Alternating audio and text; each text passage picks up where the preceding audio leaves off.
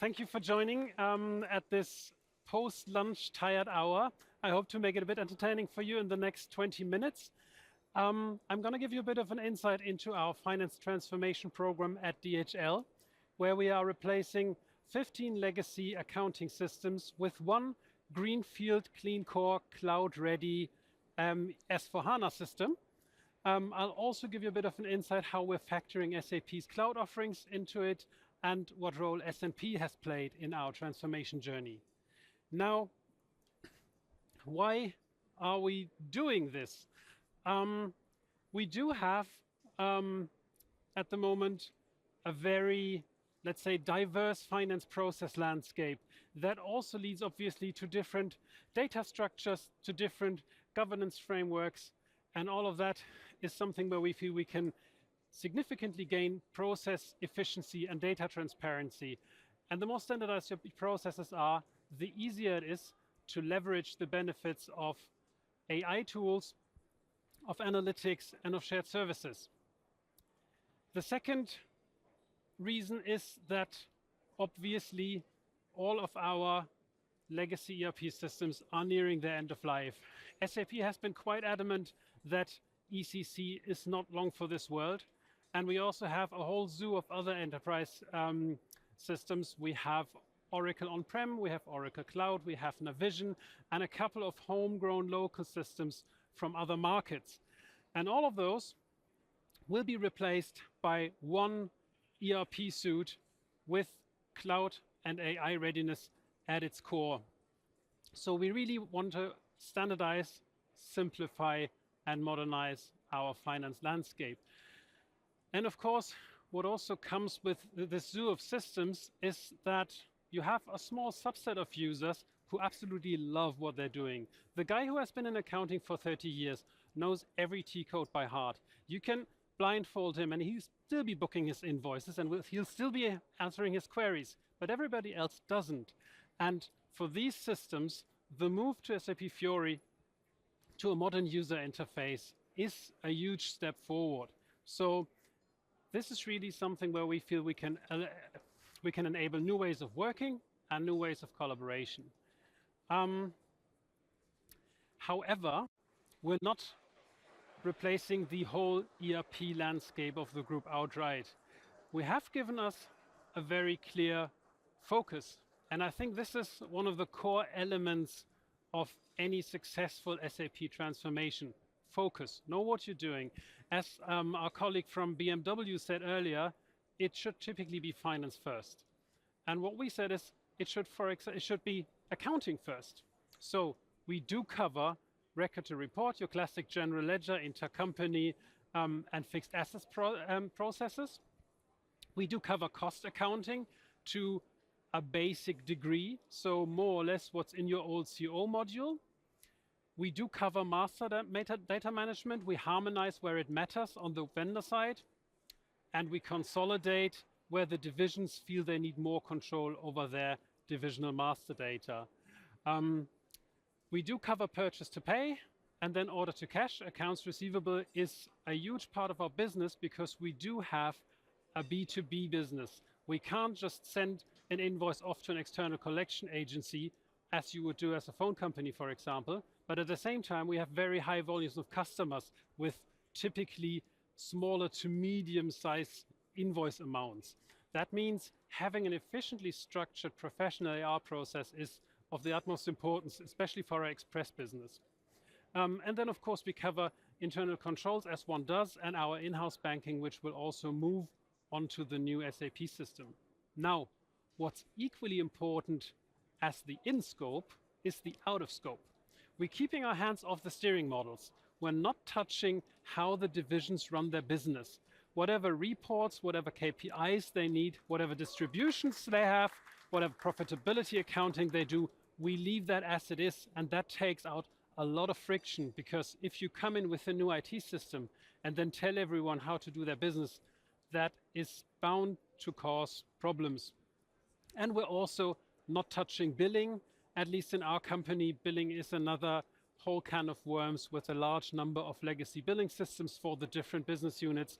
Those are tackled in different transformation programs on their own roadmap as it fits the needs of the business. And unfortunately, one of my slides got lost. I keep talking about the business. We have 4 of our 6 operational divisions in scope. We cover, 3 of the operational ones and the group functions. So we have DHL Express, our international small parcel business, which is active in 220 territories and comes with round about 250 company codes. Then we have DHL e-commerce, which is our cross-border and domestic e-commerce parcels business. They come with round about 40 entities and with the biggest number of legacy systems because of a lot of that has been acquired in the not too distant past. We support our colleagues from Post and Parcel Germany, so the classic German DHL guy who rings on your door and your mail carrier, and with that also a regulated business, by the way. And we support group functions and the holding, our parent company.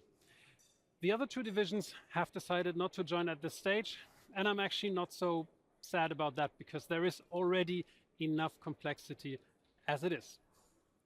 Now, how does our roadmap look? We have essentially 3 major phases, if you will, and we're just in the middle of the cloud transition and the 3rd rollout wave. We started out already in the beginning of 2021 with a global template build. So we defined 270 odd level 4 processes together with the business. We brought all the divisions together to agree on a template process. And my job was to manage the escalations for that, of which there were surprisingly little. It turns out most of what you do in accounting isn't actually all that special.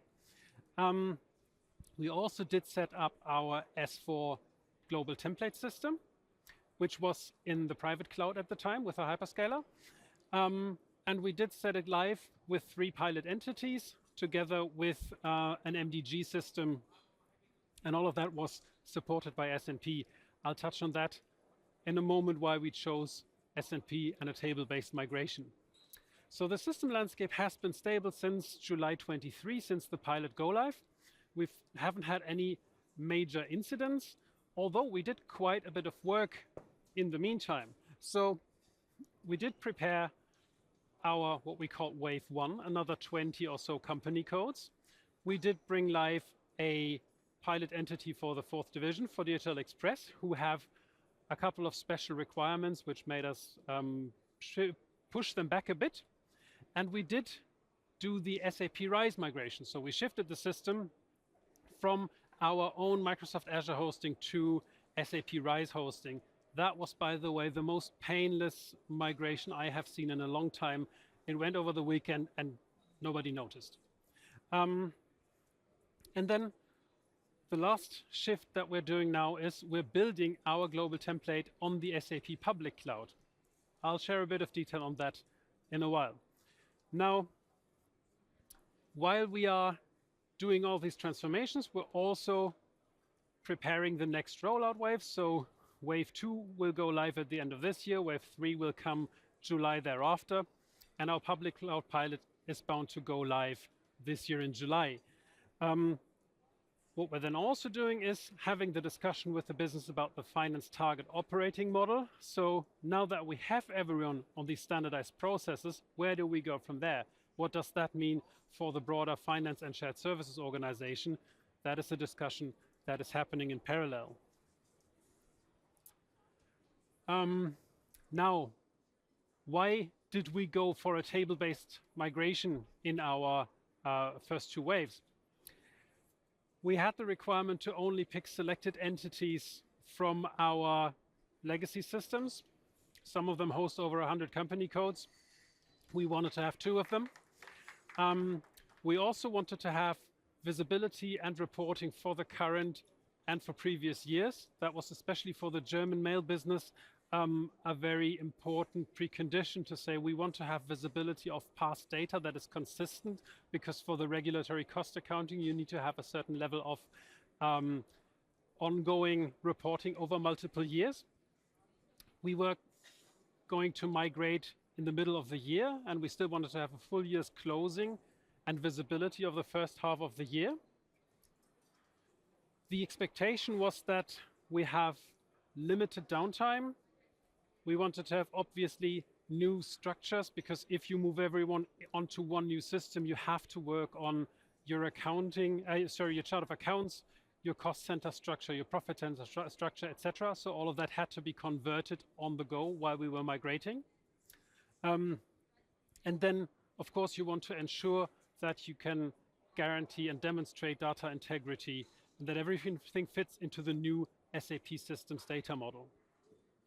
We did look at 4 different migration options, various tools and various providers, and we ultimately decided to use SNP Crystal Bridge for the pilot and for the first wave, because with the selective data transition, we were able to very precisely select the necessary records.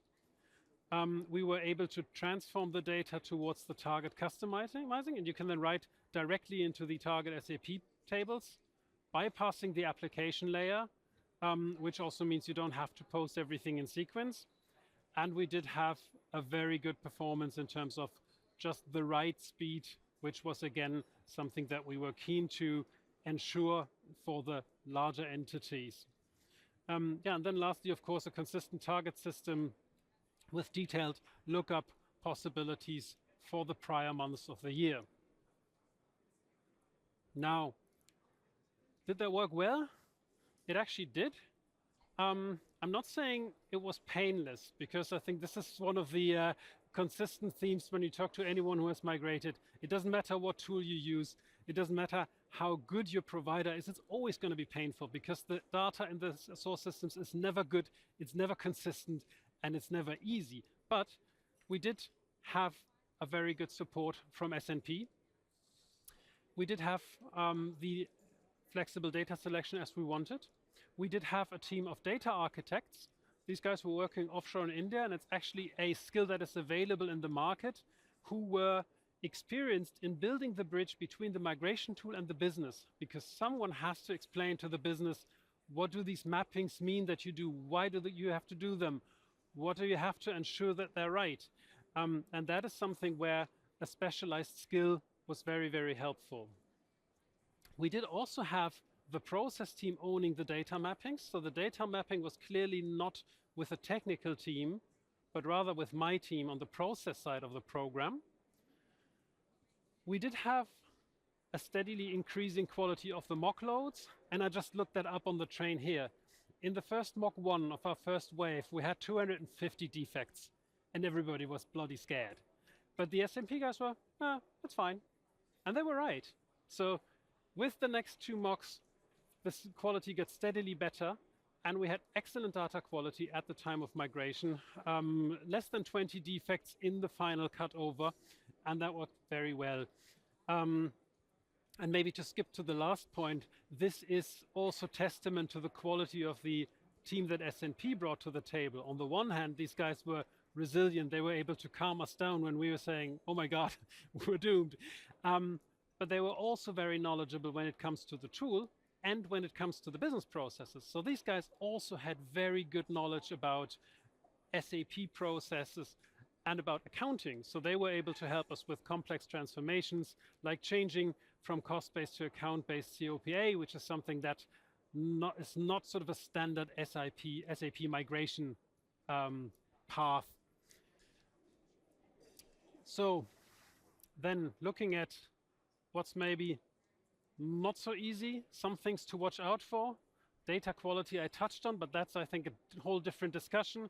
But then you have to plan for hardware and sandbox requirements. My colleague Francisco is sitting over here. He had the pleasurable task of spinning up sandboxes for us on sort of a bi-weekly basis. And you need to make sure that your IT provider is flexible with that. You need to make sure that if the business requires, let's say, a mock 3.5, like in our case, that you can deliver that.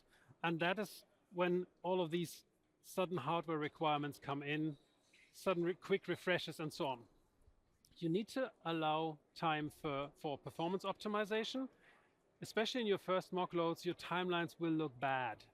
And that is another thing where, again, the SNP team comes in and helps you to, on the one hand, not panic, and on the other hand, understand how to optimize the performance of your migration. And we did, in fact, manage to be with every single task of the cutover plan ahead of time in the final migration. Another topic that we found a bit challenging also in the context of the table-based migration was master data. Now, remember, in a table-based approach, you bypass the application layer, so none of the SNP built-in checks apply. You just write the data into the tables. And if you then, in our case, replicate your master data from MDG into S4, that's when all the checks suddenly come in place. And that's at the interface where everything for the first time gets validated against your SNP built-in, SAP built-in validations. And with master data, the number of rules that you typically have, the number of country field checks is so large that you're not going to build it into a migration tool. And that is a place where we realized there is quite a bit of cleanup still to be done. So if you have the possibility to at all do that, ensure that your source systems apply the same checks and the same rules as your target system does for every single field, for every single country in your master data. And then also not so easy, make sure that ideally you apply all of these checks to the existing data that you want to migrate. And then there was one other topic where I feel SNP can become even stronger. The tooling for the requirements management and the mappings was largely based off Microsoft Office, which is serviceable, but sort of not the end of the road when it comes to capabilities for multi-user management.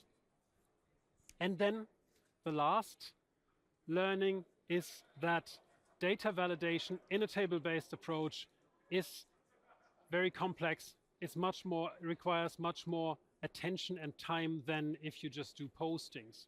Now, as we've seen earlier this morning, there is new tooling available from SNP that we didn't have when we started. So we had to use some third-party and internal tools, but I'm just going to show you broadly how our migration validation approach worked. And again, there is one very important takeaway. The gray part, the central validation, should be at least 80 or 90% of your effort. Try to keep as much of these validations away from the business, because validating at the table, at the field level, is something that can be very, very challenging for your regular accounting users. But they are very good at actually checking on the results of others, validating whether any findings you have are critical, and whether the overall and the bottom line and selective postings are correct. Now, the first step of the validation is with SNP. They do the migration execution, they check on the migration logs, and they basically ensure that what they exported matches from a numbers perspective what they imported.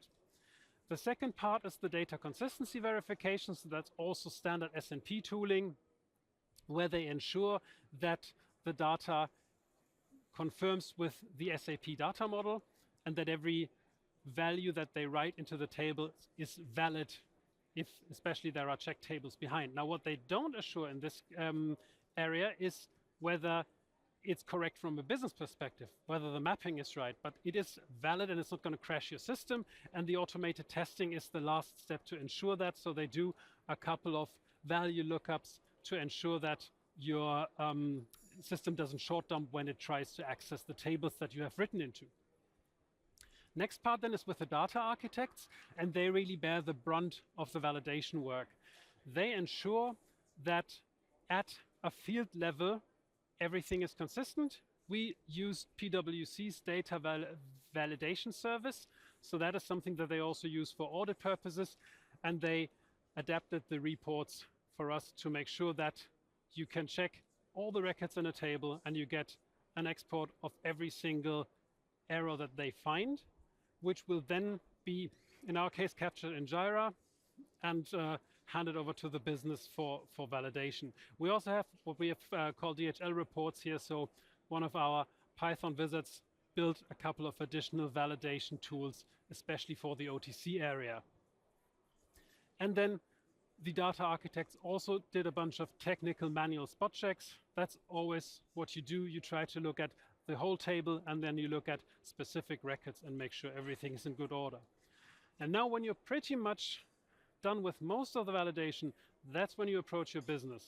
That's when you do a workshop, hand over all of your findings, and hand over all the validation reports, and then they can verify that what they have seen is good. We had fairly big and fairly complex tracking sheets for that, but it made it very clear to every business user, what data do I have to look at? Where do I find the report that I have to check? What check exactly do I have to do? And how do I document it if anything is wrong? And where do I sign off? And of course, ultimately, all of that goes to the CFO.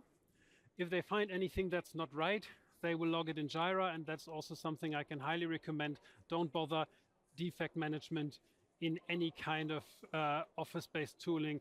Jira is where it's at. That's where you get the transparency. That's where you get reliable sources. That's where you can properly assign the stuff, and that's how you can chase it. One of my tasks, and it still is today, is to look into Jira every morning and to see where are specifications lagging that need sign-off, where are defects that need input from my team, etc. This is how you make sure that you get all of the defects resolved on time. Now, to wrap it up, why wasn't my boss sitting up there on the stage this morning? That is because we did initially set up our migration program in the private cloud, where you can access the database. However, we then went into a strategic partnership with SAP to enable the SAP public cloud offering to be actually corporate ready and to take over most of our simple and standard company codes. At the time that we had to make that decision, S&P wasn't able to support migrations into public cloud. And you've seen it up there this morning. This is something they have now rectified.